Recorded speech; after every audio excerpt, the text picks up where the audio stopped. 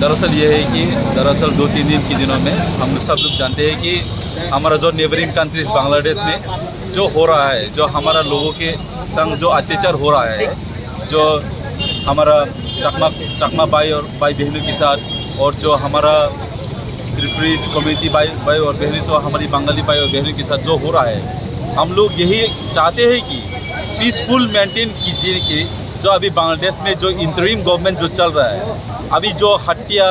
Murder, torture, मारपीट, जो घर जला दिया है, एज पर द रिपोर्ट हम लोग अभी सोशल माध्यम की तरफ से जो हम लोग मिला है कि मोर देन 100 घर पूरा जला दिया है वो लोग, और मोर देन 67 अभी पूरा कैजुअलिटीज किल डेथ अभी पूरा मर गया, और अभी बहुत सारा चीज़ अभी भी हॉस्पिटल में पड़ा हुआ है। इसीलिए हम लोग आज तिप्रामोथा और YTF जो हमारा बुबकरा हमेशा चाहते हैं कि हम जो माइनॉरिटीज़ कम्युनिटी सिर्फ इंडिया में नहीं, ऑल ओवर द कंट्री जो